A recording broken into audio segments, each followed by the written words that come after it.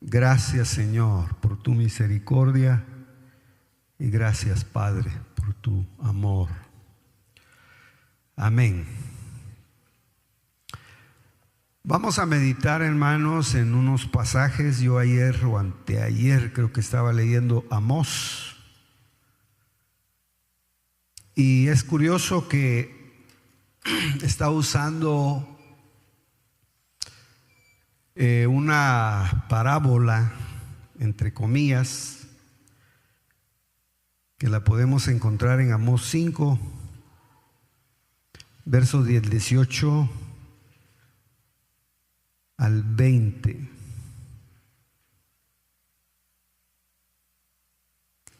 Tal vez voy a leer hasta el 21.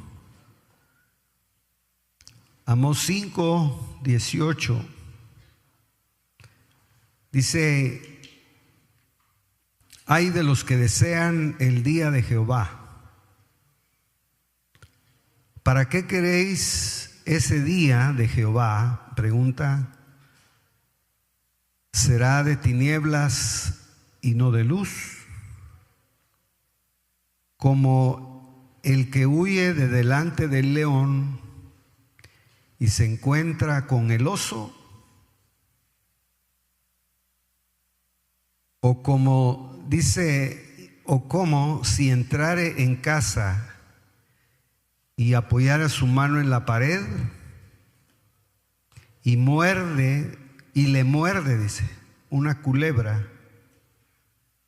¿No será el día de Jehová tinieblas y no luz? Oscuridad que no tiene resplandor. 21 dice: abominé vuestras solemnidades y no me complaceré de vuestras asambleas. Y si me ofreciereis vuestros holocaustos y vuestras ofrendas, no las recibiré, ni miraré, dice. Interesante, a las ofrendas de paz de vuestros animales engordados. Fuerte, Amós, dice: quitad de mí la multitud de vuestros cantares, pues no escucharé las salmodias de tus instrumentos. Bueno, mejor no seguimos leyendo, porque no me había fijado yo que dice cantares, ¿verdad? Sí. Bueno, fíjese que esta, en la versión, en otras versiones, obviamente está hablando, este es un contexto de Isaías capítulo 1. Aunque Dios, hermano, Dios es eterno y gracias a Él que nosotros no estamos bajo el antiguo pacto, la antigua economía. Pero déjeme decirle que el hecho de que no estemos bajo la antigua economía, voy a utilizar una palabra que le va a causar un poquito de gracia, tampoco es para que nos columpiemos. La palabra columpiar la usan en el lenguaje popular para excedernos de ciertas cosas. Entonces nos vamos, hermano, de un extremo a otro. El pueblo de Israel, sin el ánimo, hermano, de juzgar tal vez cosas que yo no conozco, guardaban tanta reverencia hacia el Dios que se les había revelado que hasta el nombre no se pronunciaba. Ustedes lo saben. Hasta el nombre del Señor lo utilizaban hasta cierto punto de una manera misteriosa. Usaban nada más la Y, la H, la WH, el tetragramatón que le llaman. Creo que en los años han ido siendo un poco más flexibles, y me imagino que como la revelación va progresando, ellos van entendiendo que tal vez más que el aspecto de pronunciar, tiene que ver con cambios internos. Lo digo porque leyendo algunos comentarios veo que el mismo judío está cambiando su mentalidad, al punto de que alguien pregunta qué va a suceder el día que ellos levanten el tan deseado tercer templo. ¿Será que van a tener toda la liturgia, hermano, de matar corderos, animales? ¿Será que lo podrán hacer?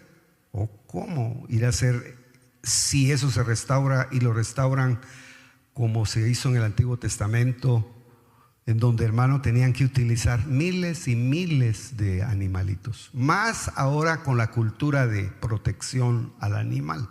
Entonces se puede imaginar qué complicado se pone eso. Pero no es eso de lo que vamos a hablar. Aquí quería yo tal vez hacer una deducción aplicable para la iglesia, porque como decíamos, gracias a Dios que nosotros tenemos un cordero sustituto que nos cubre de todos nuestros pecados, de todas nuestras ofensas, de todas nuestras imperfecciones, y que Él es el cordero perfecto que satisfizo el corazón de Dios. Ahora, yo me pongo a pensar, hermano, ¿quién tendrá más responsabilidad? ¿Ellos o nosotros? Porque le decía que tenemos que tener el cuidado de que la gracia no se nos convierta en libertinaje, y en qué momento puede uno sufrir una transformación en su naturaleza espiritual ya siendo cristiano. Porque tal vez eso a veces cuesta que entre en la mente de cada uno de nosotros. Pero acuérdese usted que así como a Israel le sucedió, que ellos fueron una nación a la cual el Señor les habla en Amós, precisamente capítulo 3, verso 2, dice: a vosotros solamente he conocido de todas las familias de la tierra. Tal vez ahí podríamos incluir o introducir de entre todas las naciones de la tierra. Porque dice: a vosotras solamente he conocido de entre todas las familias de la tierra, por tanto os castigaré por todas vuestras maldades. Entonces, yo haciendo un análisis, hermano, de estos textos, veía la riqueza que tenemos nosotros, tal vez de no vivir bajo ese régimen, porque probablemente, hermano, muchos de nosotros ya no estuviéramos viviendo. Pero Dios en su misericordia nos sostiene y nos cubre con su sangre poderosa, y nos hizo vivir en lo postrero de los tiempos, en donde, hermano, las cuentas las van a hacer al final. Eso sí hay que tenerlo en consideración. Es decir, al final, recuérdese usted que hay una discusión si cuando el creyente muere pasa inmediatamente al tribunal de Cristo, es juzgado y se va a un lugar de espera, o muere, se queda pendiente y posteriormente va a ser juzgado por lo que hizo en el cuerpo, estando en el cuerpo o fuera del cuerpo. Sería cuestión de determinarlo. Pero de lo que no nos escapamos es de que en esta dispensación sí vamos a tener que entregar cuentas al final de la jornada, para poner equilibrio. Ahora, en los días de Amós, hermanos, el pueblo ya se había convertido de justo en injusto. Había mucha injusticia en la nación israelita, al punto de que ellos años antes habían sufrido una división. Y creo que en otra oportunidad dijimos eso. Ellos ya no eran una unidad como nación, sino eran una nación dividida. Y por lo tanto ya no tenían una unidad, ya no tenían un enemigo común, sino eran enemigos entre ellos. Samaria era la capital de los reinos del norte y Jerusalén era la capital del reino del sur. Usted lo anotará y lo sabrá. Pero si usted lee toda la historia, alguna parte de la historia bíblica, usted va a ver que hubo épocas en las que se peleó Israel o el reino del sur con el reino del norte. Y eso es necesario tal vez anotarlo, porque nosotros como iglesias, cuerpo de Cristo, no fuimos diseñados para destruirnos entre nosotros, sino si vamos a la lectura, digamos, del apóstol Pablo, Pablo le llegan a informar los de cierta familia, que me imagino que estaban muy cercanos a Pablo, le informaron de que había divisiones, por ejemplo, en una de las congregaciones que el Señor le había dado la oportunidad de fundamentar, Corinto. Había unos que estaban siguiendo enfáticamente más a los hombres, en donde Dios había delegado su ministerio, que al propio Cristo. Fíjese que lo grave no era que ellos subían al nivel de Cristo a los ministros, sino bajaban al nivel de los hombres a Cristo. Cuando ya ellos ponen, y yo soy de Cristo, y ponían a Pablo y ponían a otros apóstoles, estaban bajando de nivel la obra que Cristo había hecho. Lo estaban ya casi poniendo a un nivel de ministerio humano, delegado. Y realmente el Cantar de los Cantares ubica a Cristo como el que es admirado dentro de miles y miles. Él es inigualable, unigénito, primogénito. En una oportunidad se analizó aquí también la diferencia entre unigénito y primogénito. Ahora, para sacar nosotros nuestra lección, Amós 1:2, cuando usted comienza a leer Amós, el Señor se levanta con una expresión que también la utiliza Primera de Pedro cuando habla del rugido del león. Dice Pedro que el enemigo anda como león rugiente, viendo a quien devorar. Y el comentario más cercano a esto que estamos diciendo es que al final el león ruge con el propósito de estorbar el rebaño, de dispersar el rebaño y devorar a la oveja indefensa. Y al final, hermano, ese es el trabajo que el enemigo hace. Pero aquí en Amós 1:2 dice que el Señor va a rugir desde Sión. Hay una versión también que cuando está hablando del estruendo que hubo en el día del Pentecostés, que sí fue audible, los que estaban sentados en el aposento alto, que se le ha dado en llamar, o en el lugar donde estaban reunidos, hermano, habiendo pasado ya cierto tiempo, venciendo la división, las diferencias. Porque, hermano, se puede usted imaginar, si usted reconstruye eso, y le recomiendo, si algún día puede buscar un libro que se llama Los Hechos. Dean Edwards es un novelista y tiene hace casi del libro de los Hechos una novela, pero lo narra tan bonito que uno no se cansa de leerlo. Y él ahí en ese libro narra, por ejemplo, cómo habían llegado de distintos lugares a Jerusalén, y a raíz del acontecimiento del Pentecostés hubo algunos que ya no regresaron a sus países de origen, a sus ciudades de origen, porque se quedaron, vamos a decir, enamorados, se quedaron, como le dijera yo, envueltos, hermano, del poder de Dios que fue derramado en esos días. Cambiaron totalmente hasta del lugar en donde habitar. Entonces, Cuando ellos estaban, hermano, digo eso porque acuérdense que según el libro de los Hechos habían de distintos idiomas. Si quiere buscamos Hechos capítulo 2. Entonces no era fácil, hermano, unificar así en una forma inmediata.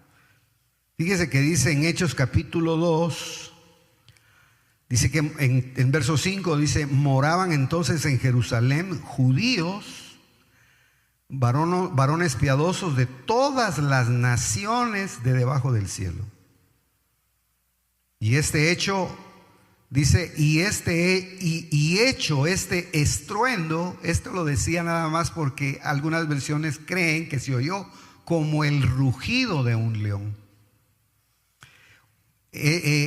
Unas voces lo traducen de esa manera, pero esto solamente le quiero leer esta parte. Entonces dice, y moraban entonces, bueno, dice, y hecho este estruendo, se juntó la multitud y estaban confusos porque cada uno les oía hablar en su propia lengua.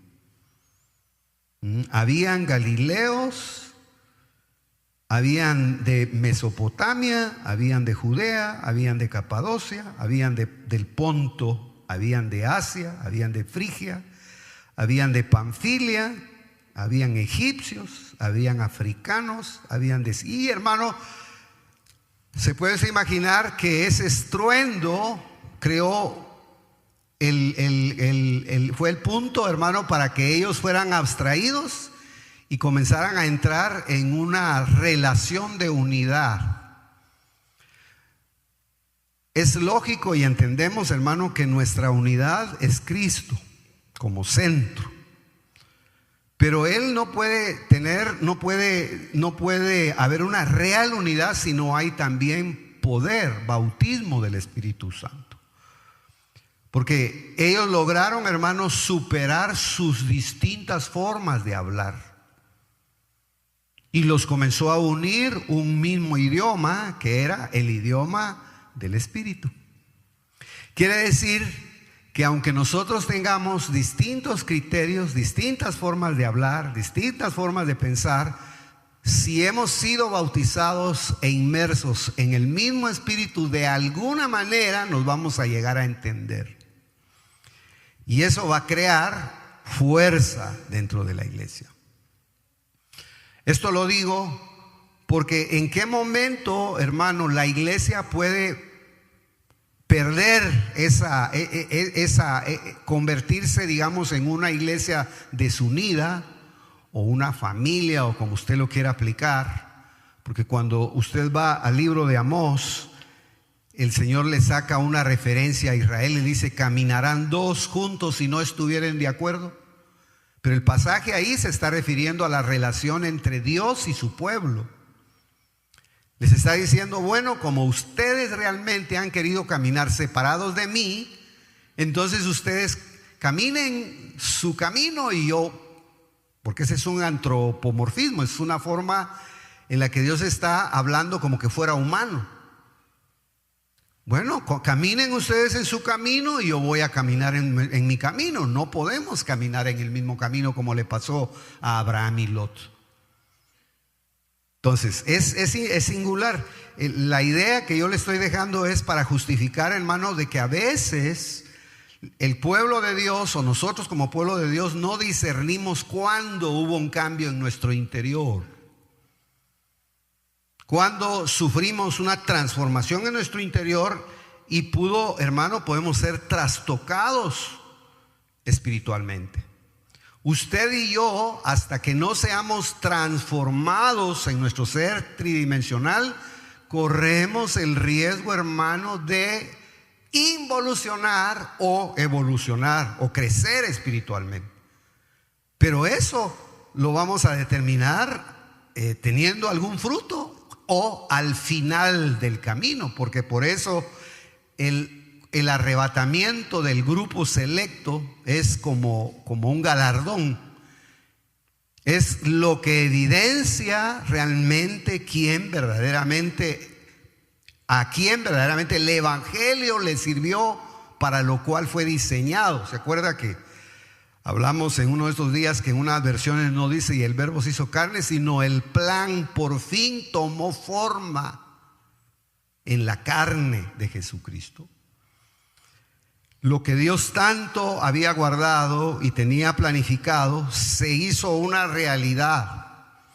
Pues de la misma manera, al final de nuestros días tenemos nosotros que ver la realidad de lo que realmente Dios hizo en nosotros. Usted no se va a arrepentir si verdaderamente, y yo no nos vamos a arrepentir si al final de nuestro camino verdaderamente fuimos transformados. Pero si no fuimos transformados, va a haber mucho lamento. Ahora, ¿por qué digo eso? Porque en Amós 1:2 dice, dijo Jehová rugirá desde Sión y dará su voz desde Jerusalén, y los campos de los pastores se enlutarán, y se secará la cumbre del Carmelo. Si usted tiene tiempo puede investigar si el Carmelo era un área fértil, un área de riqueza de pastos, o era un área estéril, pero yo no busqué el dato. Más me da la impresión que si está diciendo que se secará la cumbre del Carmelo, está diciendo que ese era un lugar donde las ovejas pastan, un lugar que representa abundancia espiritual. Ahora, Dios le está hablando ahí a Israel, pero nosotros saquemos nuestra lección. Y no olvide, hermano, que comienza el problema mencionando también la vida pastoral. Es importante los 5 ministerios, importantísimo. Pero si usted enmarca los 5 ministerios, hermano, dentro del desarrollo de la iglesia, el apóstol es más itinerante que el pastor. Por eso la palabra apóstol es embajador. Es alguien que lleva las buenas nuevas de un lugar a otro. El pastor es local. Es el que vive, el que nace, crece y vive y muere con las ovejas. En cambio, un apóstol genuino está como Pablo. Puede tener años fijos, así lo traza la escritura. Claro, esos son temas que habría que irlos redefiniendo. Ahora, ¿por qué digo esto? Porque usted mira que hay un conflicto con ovejas. Y cuando usted se va al verso del capítulo 3, el verso 12, yo me recuerdo que un domingo también predicamos de eso, dice: así ha dicho Jehová, de la manera en que el pastor libra de la boca del león 2 piernas, fíjese, o la punta de la oreja, así escaparán los hijos de Israel que moran en Samaria. Entonces no sé cómo ve usted ese pasaje, porque lo que está diciendo ahí, hermano, es: él está levantando la voz en Sión, y el Señor está usando una voz profética, pero que no trae muy buenas noticias. Está hablando, hermano, de que el Dios que los había salvado se les estaba poniendo en contra, y que la profecía que se estaba trasladando ya no era una profecía, déjenme decirlo de esa manera, en la que el Dios de la gloria se estaba poniendo detrás para respaldar al pueblo y mostrarle un futuro, una esperanza, sino ahora le estaba profetizando, pero se le estaba poniendo en contra. Cuidado con eso. Porque, hermano, uno a veces cree que uno no se puede poner en adversidad con Dios. Si uno no obedece y si uno es renuente en ciertas actitudes, dice Isaías que a Israel el Espíritu Santo se le volvió enemigo.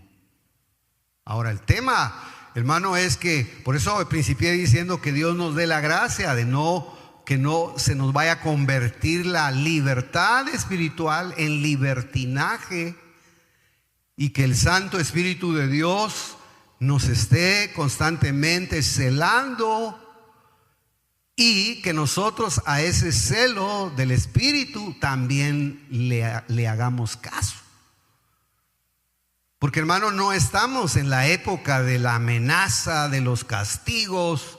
No estamos en la época de ponerle policías a los hermanos que los vigilen. Estamos en la época de la gracia. Estamos en la época de la libertad. Estamos en la época, hermano, de vivir una relación de gratitud y de amor a aquel que se nos reveló. Eso es lo que estamos viviendo. Yo no creo que usted busque a Dios por amenaza. Buscamos a Dios porque lo amamos. Buscamos a Dios porque hay gratitud en nuestro corazón. Hacemos todo lo que hacemos. Todo lo que hacemos lo hacemos por amor. ¿Por qué? Porque el precio, fíjese que se ha dicho que el precio, hermano, de la salvación es la sangre. Pero, hermano, el precio de la salvación es un acto de amor en donde se derramó la sangre. Entonces es un acto poderoso del amor de Dios hacia los hombres, porque de tal manera amó Dios a la humanidad o a los hombres que están en el mundo, dice una versión, que dio a su Hijo unigénito para que todo aquel que en Él deposite su confianza pueda tener acceso al mundo venidero. Es interesante. Entonces, ahí dice, hoy dice, Jehová rugirá desde Sión y dará su voz desde Jerusalén, y los campos de los pastores se enlutarán, y sacará y secará la cumbre del Carmelo. Ahora, ¿cuál era el contexto que estaba viendo Israel? Ellos esperaban un día de salvación, porque ya los profetas comenzaron a rugir. Los profetas ya comenzaban, hermano, a traer una profecía algo extraña, que era estar en contra de un pueblo al que se le había estado invitando que buscara el arrepentimiento, pero no quería arrepentirse. Entonces, es interesante. Yo le hago a usted una pregunta y me la hago yo a veces solo. Bueno, ¿realmente tendré yo un espíritu de arrepentimiento? ¿Será que verdaderamente uno, hermano, está bajo esa visitación de que cometemos, hacemos, ofendemos, cualquier cosa, pero somos llevados al arrepentimiento? Corregimos, reparamos con facilidad. O dejamos que las cosas pasen. ¿Y sabe qué es lo curioso, hermano? Que cuando uno no le da paso al arrepentimiento, no es el corazón de los que nos rodean el que se endurece. ¿Quién se endurece? Uno. Entonces, cuando uno ya tiene su corazón endurecido, uno cree que todos están en contra de uno. Pero no es eso. Es que uno dejó de sufrir transformación en su ser interior. Por eso traemos a memoria la supervisión de Cristo a las iglesias del final. ¿Cuál fue la recomendación? Arrepentimiento. Entonces, no está de más decir, hermano, cuando usted se acerque al altar, ruéguele al Señor que le provea de un espíritu de gracia, de oración y arrepentimiento. Necesario. ¿Sabe por qué? Porque aquí en esta época había un altar, pero el altar ya tenía los cuernos quebrados. Y eso tiene también su significación.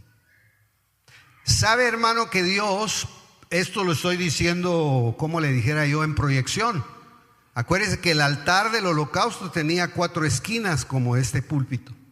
Solamente que aquí se pronunciaba un cuerno, aquí se pronunciaba otro y así. Pero lo que está diciendo ahí que en esos días, hermano, quebraron los cuernos. Era un altar pero sin poder. Delicado. Entonces dice el Señor, y de eso le quiero yo hablar si el Señor me da tiempo. El Señor le está profetizando a las tribus del reino del norte, eran 10 que se habían dividido desde los días de Salomón, y no los vamos a mencionar. Las únicas dos que creían que eran las tribus fieles era Judá y Benjamín, y de ahí las otras que conocía el reino del norte. La capital era Samaria, y quien gobernó mucho tiempo en Samaria fue una mujer. ¿Se acuerdan? ¿Cómo se llamaba? Aquí están los maestros de escuela dominical. ¿Dónde están? Jezabel. Acá fue el rey que gobernó, pero como dijo una vez el pastor nuestro, hermana, le dijo a una hermana que iba a entrar al vehículo: ¿usted maneja? No, dijo: yo no manejo, pero manejo al que maneja. Así era ese reino. Ella manejaba al que manejaba el reino. Ella manejaba a Acab. Ella sembraba, hermano, el terror y lo que no hace. Y si él no le obedecía, olvídese. Te daba decretos de expropiación de viñas, hermano, y olvídese. Entonces, la idea es que nosotros del pueblo ejemplo le pidamos al Señor siempre misericordia. Entonces, constantemente les había estado hablando y haciendo el Señor un llamado al arrepentimiento, por lo que la palabra profética, si usted mira, ya no era una palabra profética que les abría futuro, sino les decía: espérense, reflexionen, porque si usted ve 3:1, dice: oíd esta palabra que ha hablado Jehová contra vosotros. Así dice su Biblia, o dice a favor. Dice: oíd esta palabra que ha hablado Jehová contra vosotros, hijos del diablo. Mejor lea su Biblia para que no vaya. Hijos de Israel. Contra toda la familia, dice, contra toda la familia que hice subir de la tierra de Egipto. Así dice: vosotros solamente a vosotros solamente he conocido de entre todas las familias de la tierra, por tanto os castigaré. Bueno, Dios es tan bueno, hermano, que como nos ama, nos castiga. Que como nos ama, nos disciplina. Si usted está sintiendo la disciplina del Señor, siéntase dichoso, porque le está gritando que es hijo. Pero si no le pone atención, ¿qué le está diciendo? Bastardo, hijo de otro. Y es, en el término bíblico, el más fuerte, porque ese término no se lo quiso decir el Señor a aquellos que estaban en una gran discusión en el capítulo 8 de San Juan, en donde, hermano, ellos decían: a nosotros somos hijos de Dios, venimos de la descendencia de Abraham. Y el Señor les dijo: ustedes son hijos bastardos. Su padre es el diablo. Imagínense. Usted ya sacó una lista, hermano, de cuántas veces quisieron apedrear a Cristo. Yo estaba hace días queriendo sacar un mensaje sobre eso. Hermanos, y con Cristo, después de las prédicas, agarraban piedras. ¿Qué va a hacer? Que pasaban al altar a tirarse. Terminaba de predicar el Señor, agarraba las piedras y vámonos pues. ¿Qué le parece a usted una su prédica así? Entonces, hermano, que Dios nos auxilie. Ahí dice: ya no era para respaldarlos, darles un futuro de prosperidad, porque en su mente, perdone que diga esa frase, en su mente ellos ya eran prósperos. Dice que tenían casas de verano, tenían casas de invierno y tenían casas de parrandas. Ahí lo dice. El problema, hermano, es que habían prosperado porque Dios los había sacado de esclavitud. Cuidado que nosotros olvidemos quién es el que nos ha sacado de la pobreza. Y no estoy hablando de la pobreza material. Ahí se acuerda que esclavos éramos del diablo. ¿verdad? Porque todo el pobre faraón ya está allá como momia. No, hermano. Que Dios tenga misericordia de nosotros. Porque ahí dice claramente, entonces ellos, hermano, ya habían sido prosperados. Y la prosperidad les trajo, hermano, crear una división con el Dios Todopoderoso, al punto que el Señor, si usted sigue leyendo ahí en el verso 3 del capítulo 3 de Amós, les dice: andarán dos juntos si no estuvieran de acuerdo. Esto lo aplicamos mucho para los matrimonios, pero realmente no está hablando de eso. Está hablando de la relación que Dios había establecido con su pueblo. Él quiso caminar con su pueblo siempre. Pero, hermano, ellos llegaron a crecer, llegaron, hermano, a enriquecer, y entonces comenzaron a hacer su propia vida. Porque ahí dice, mire, voy a leerle esto. ¿Cómo era la condición en que ellos vivían? Vivían en una aparente seguridad. Su situación económica era muy buena, según se ve. Habían prosperado tanto que tenían casas de verano. Eso yo lo saqué de ahí y busquemos Amós 3. Vamos a ver si encuentro la cita. Pero de que está 8:4, vamos a ver. Si ahí dice, menciona 3. Bueno, 3:15, vamos a ver. Dice, y heriré la casa de invierno con la casa de verano, y las casas de marfil perecerán, y muchas casas serán arruinadas. Entonces, usted sabe, hermano, que el marfil era para hacer palacios, era para lucir.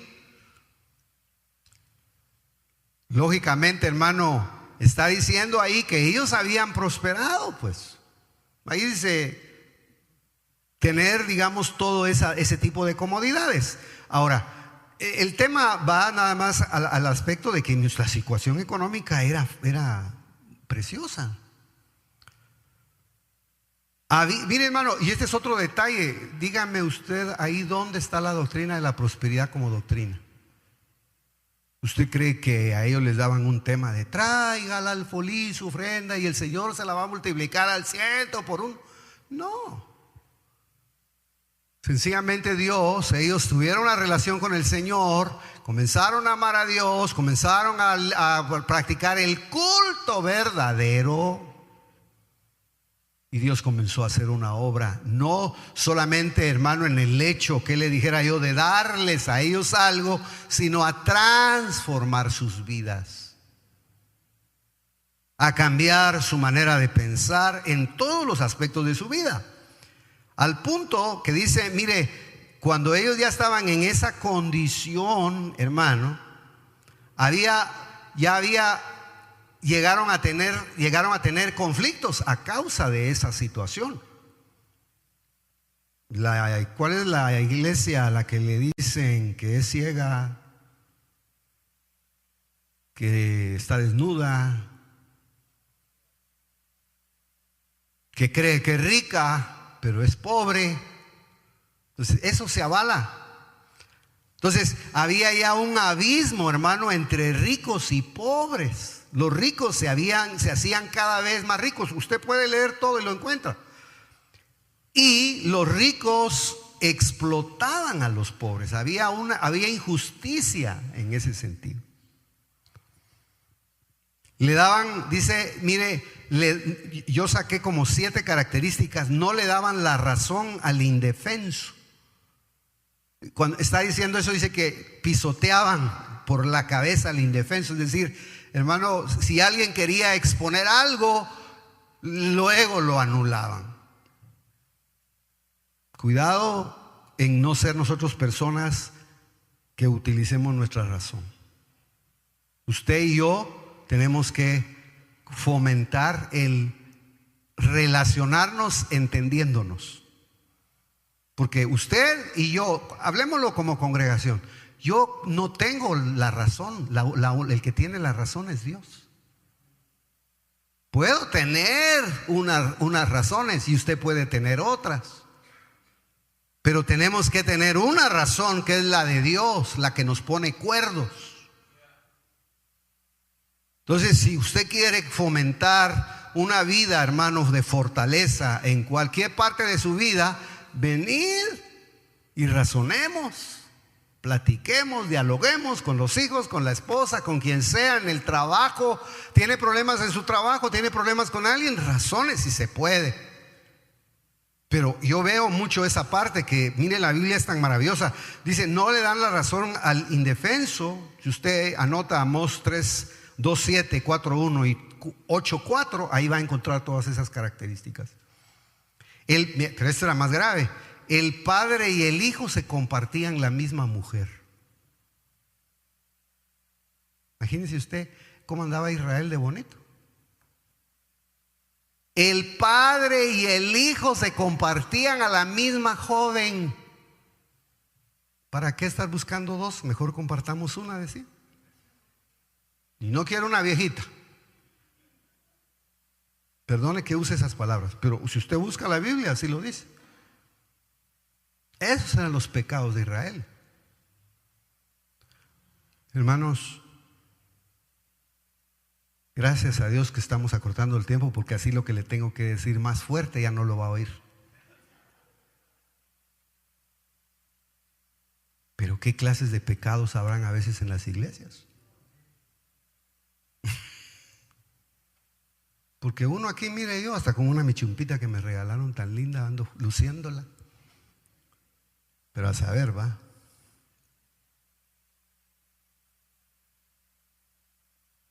El humilde lo desviaban del camino. Si una persona, hermano, que tal vez no tenía tanta presencia, lo torcían.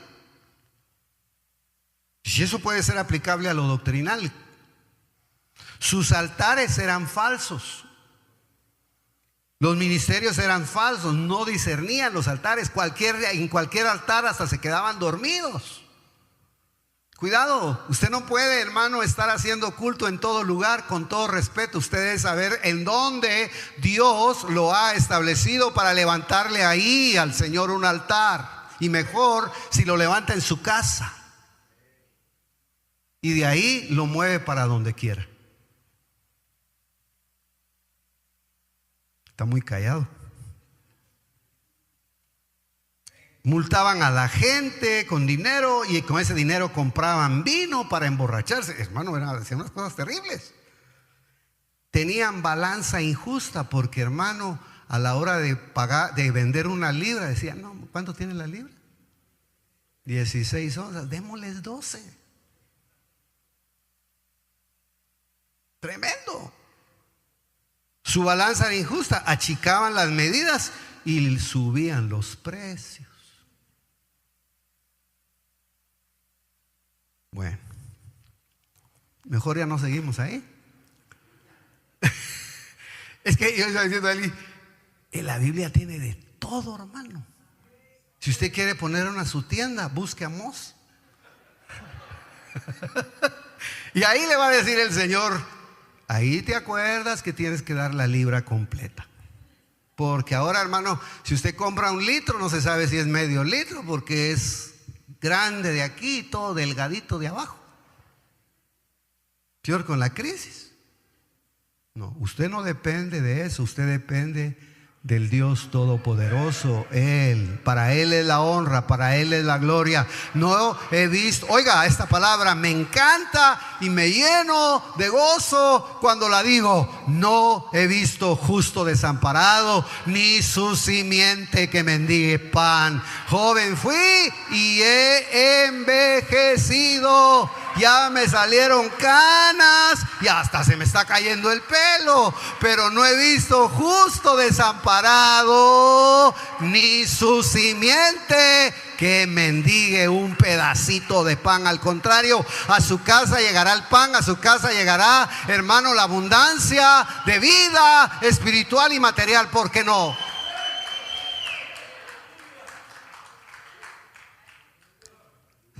Somos hijos del Dios que hizo los cielos y la tierra. ¿Qué no podrá hacer Él por usted? Si hizo los cielos y la tierra, ¿qué no hará? Por eso, hermano, es interesante esto, porque uno puede perder el foco. Había mucha ostentosidad hasta en los cultos. Y hacían grandes fiestas. Y ya leyó el pasaje que leímos. Dijo: no voy a oír yo sus holocaustos. Esas sus salmodias ni coco les pongo. Fuerte. Porque a veces creemos, hermano, que poniendo 40 trompeteros, 50 bateristas y todos ni se entienden. Y yo no he visto cultos. Pero yo ya le conté a usted que fuimos allá por Reo, Escuintla, y ya usted sabe de memoria eso, pero a mí no me cuesta volverlo a repetir. Nos pasó cantando el Señor media hora que pidiéramos lo que queríamos, y no lo pedimos. Que Él estaba ahí, pide lo que quieras. Jesús está aquí, pide lo que quieras. Jesús está aquí, pide lo que quieras. Él tiene poder, Él te lo dará. Y Jesús está aquí, pide lo que quieras. Y seguía cantando el hermano, y uno bravo porque no cambiaba de coro.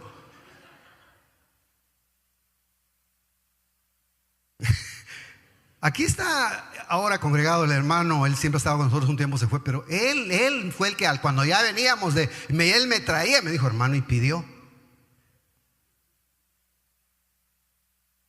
Porque el Señor estuvo 45 minutos diciéndonos que pidiéramos lo que quisiéramos. Yo pedí 3 cosas, me dijo.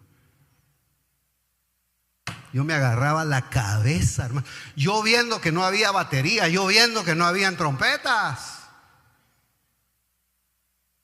Y hermano, llegó el día en que él vino y me dijo: ya tengo la tercera que el Señor me dio. Porque Dios, cuando habla, cumple lo que promete. Hermano precioso, alégrese y gócese, porque nuestro Dios no es mentiroso. Él lo que promete lo cumple. Y todo a cuenta de los méritos inagotables de Cristo Jesús. A uno se le pueden agotar los méritos, a Él no se le agotan. La sangre está viva. Él es el Dios viviente. Ahora, solo déjeme por tiempo, porque hoy sí ya se fue el tiempo. Hermano, qué delicado es no tener luz. Por eso es que cuando usted se va a al verso donde dice, usa el rugido del león, Amós 3:4. Ahí se acuerda que los 4 cuernos son justicia, sustitución, liberación y redención. Es decir, la oración, la intercesión, la comunión desata ese poder. Por eso cuando le decía que se quebraron los cuernos, era que ya no había justicia, no había sustitución, no había un ponerse, hermano, en la necesidad de otro. No había, hermano, liberación. La gente estaba, imagínense, los pastores, hermano, veían, por decirlo en forma proyectada, aunque aquí lo está diciendo como una profecía, porque dice: va a venir el león, va a agarrar a la oveja y ya solo las 2 patitas. Pero los pastores, hermano, llegaban y aunque sea de las patitas, sacaban a las ovejas de las fauces del león. Y algunos, hermanos, la oreja, porque hay veces, hay ovejas que son tremendas, hermano. Coquean al león y se corren, pero les quitan un pedazo de oreja.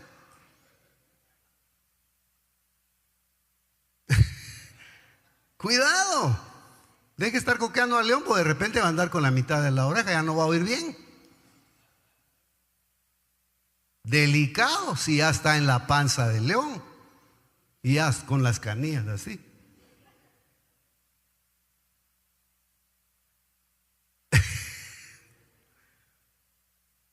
Hay veces que hay que sacar ovejas que ya se las tragó el león.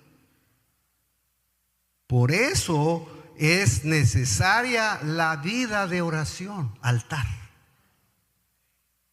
justicia. Señor, por favor, ten misericordia. Nosotros somos pecadores. Clamamos porque tú tengas piedad de nuestra vida. Hermano, a veces no oramos, saber qué estamos haciendo. Sustitución. Hay gente que no puede orar, pero para eso hay gente que se levanta y que busca y que toma la carga de otro. Porque uno a veces, hermano, solo ora por sus necesidades. Pero yo no voy a olvidar, hermano, y yo por eso digo que el tiempo se va tan rápido, porque uno cantinflea mucho, pero a veces hay que recordar. Yo no voy a olvidar, hermano, a un varón que Dios me dio la oportunidad de conocerlo. Él no salía de la droga, él no salía de la marihuana, hermano. Él no podía. Hasta que llegó con un siervo de Dios y le dijo: mire, hermano, usted lo que necesita es alguien que le tenga tal amor a su alma, que lo sustituya en el altar y que se ponga verdaderamente a gemir por usted.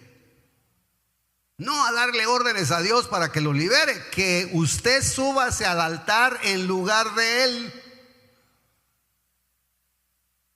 ¿Se acuerda usted que hay un libro que se llama El Intercesor? No sé quién me lo prestó, si hermana Telmita o yo a ella no, ella me lo prestó y yo me quedé con él.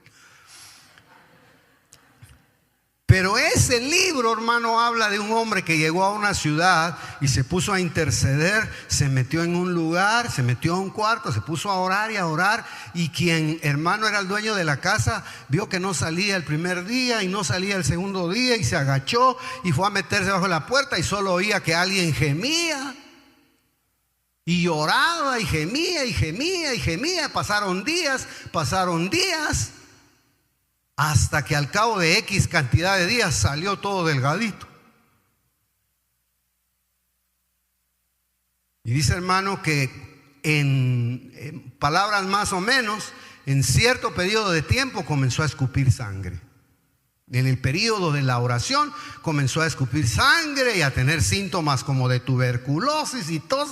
Hermano, no, ese es un libro. El punto es que de ahí se levantó él y salió a predicar. ¿Sabe quiénes fueron los primeros en ser sanados? Los tuberculosos. Y de ahí se levantó un gran avivamiento en Gales, a raíz de la sanidad de esos tuberculosos. No lo veo tan contento. ¿Usted qué escupe? ¿O escupe al que está orando a la par suya? Hermano, o duerme. Ay, que Dios nos auxilie. ¿Usted cree que no hay necesidad de que seamos liberados de algo? Yo soy el primero. Todos necesitamos de ser liberados.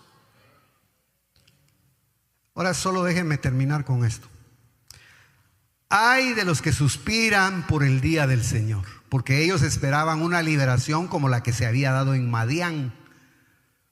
Cuando se va haciendo contextos, ellos esperaban un día de Jehová como cuando se dio la gran liberación en los días de Gedeón y el Señor los liberó de los madianitas. Pero ese día de Jehová está relacionado con el día de Jehová profético escatológico. Entonces, ay de los que suspiran por el día del Señor. ¿Qué será para ustedes el día del Señor? Pregunta el profeta. ¿Qué será realmente? Ah, no, yo estoy esperando la parucía. Qué bueno. ¿Será, dice, día de tinieblas o será de luz?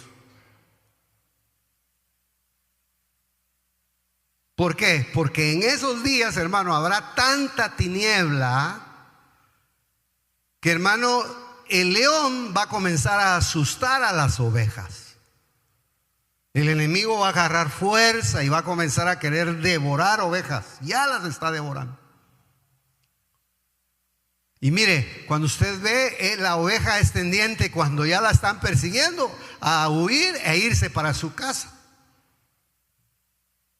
Pero el problema es que se puede salvar del león, pero en la esquina nos está esperando el celoso.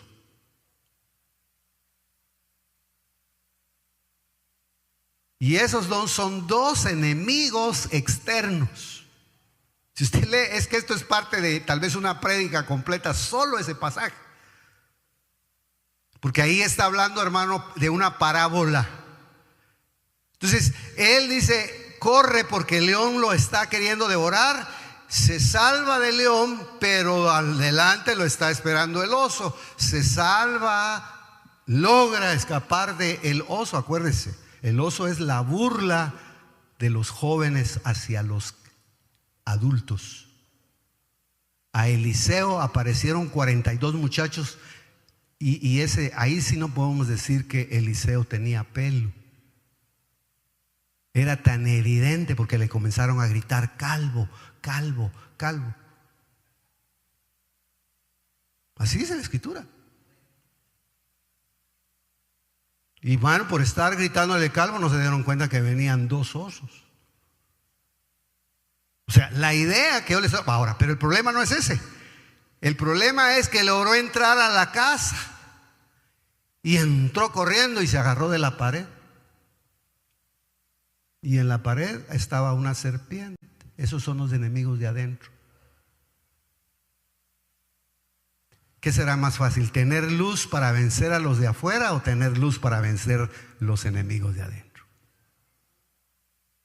¿Con qué pelea usted más? ¿Con sus vecinos o con el inquilino que tiene adentro?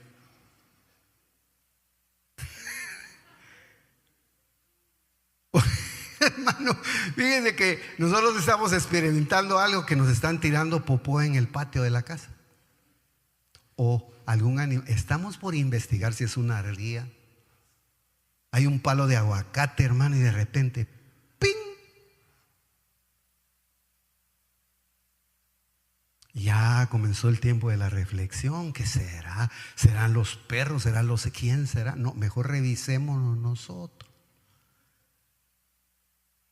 Porque yo ya iba a consultar con algunos de los hermanos aquí, ingenieros, arquitectos, qué derechos tengo sobre mi propiedad.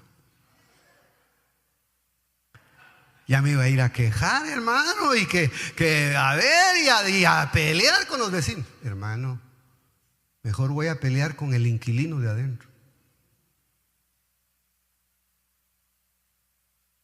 Porque ya me ha tocado eso. Y siempre Dios ha sido fiel. Entonces yo solo termino diciéndole: ay de los que suspiran por el día del Señor. ¿Qué será para ustedes el día? ¿Qué será para ustedes el día del Señor? ¿Será tinieblas o será luz?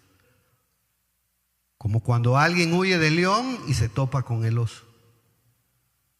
O al entrar en su casa apoya la mano contra la pared y lo muerde la serpiente. Los peores enemigos a veces son los de la propia casa. Vienen huyendo de la calle, entra a su casa y ahí lo está esperando el mazazo.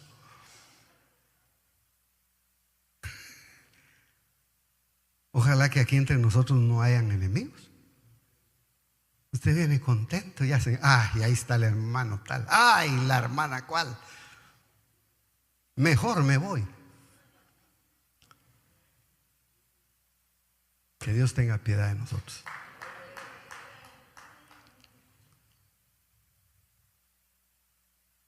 ¿Cuál es la moraleja? La persecución vendrá, aunque no querramos a veces. Y se puede escapar de los enemigos de afuera, pero no debemos olvidar que hay enemigos adentro de la casa. A veces son los más difíciles de vencer, los que están adentro de la casa. Por eso la luz es importante. Proverbios 20:27, lámpara de Jehová es el espíritu del hombre, la cual escudriña lo más profundo de nuestro ser. Así que le queda tarea. ¿Peleamos con los vecinos o peleamos con el inquilino que tenemos adentro de nosotros? Nuestra lucha no es con carne y sangre, nuestra lucha es con nosotros mismos. Amén. Damos gracias al Señor. Que Él nos guarde, que Él nos abra nuestro entendimiento.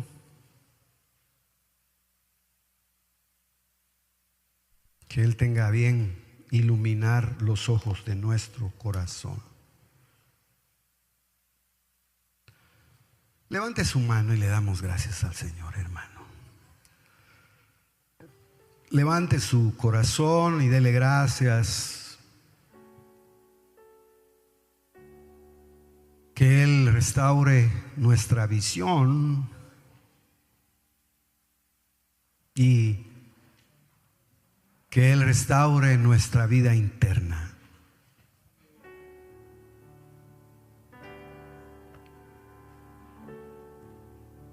¿Cómo dice la palabra? Perverso y engañoso es el corazón. ¿Quién lo conocerá? ¿De dónde vienen las envidias? ¿De dónde vienen los adulterios? ¿De dónde vienen todas esas cosas? De adentro del corazón, que ha sido contaminado, que ha sido minado, que ha sido horadado.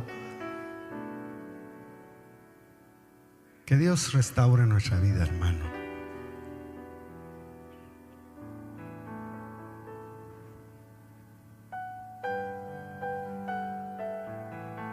Oh, gracias, Cristo precioso. ¿Tiene usted una pelea, una batalla? ¿Tiene usted que luchar con algo? Comience a revisar, hermanos, si su altar tiene cuernos. Comencemos a revisar, hermano. Abraham, el padre de la fe, hemos aprendido en los años que él a donde iba levantaba un altar.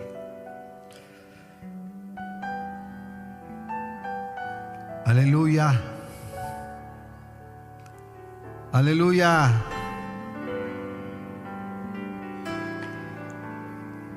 Aleluya, Señor, gracias. Padre eterno, aquí estamos. Ten piedad de nuestra vida, Señor. Haz tu obra preciosa en cada uno de nosotros. Haz tu obra maravillosa, Señor, por el poder de tu Espíritu Santo. Estamos conscientes que necesitamos constantemente, Señor, del auxilio de tu Espíritu Santo. Necesitamos cada día, Señor, de tu palabra. Necesitamos ser vivificados por el poder de tu palabra, Señor. Bendice a mis hermanos. No nos excluimos nosotros, Señor, de esta administración. Nos incluimos dentro de esta administración. Padre, por favor, guarda este rebaño. Guarda a cada uno de nuestros hermanos que se congregan en este lugar. Tú eres el pastor por excelencia, Señor. Tú puedes guardar la vida de cada uno de tus hijos. Los bendecimos en el poder de tu palabra, en el nombre precioso de Cristo Jesús.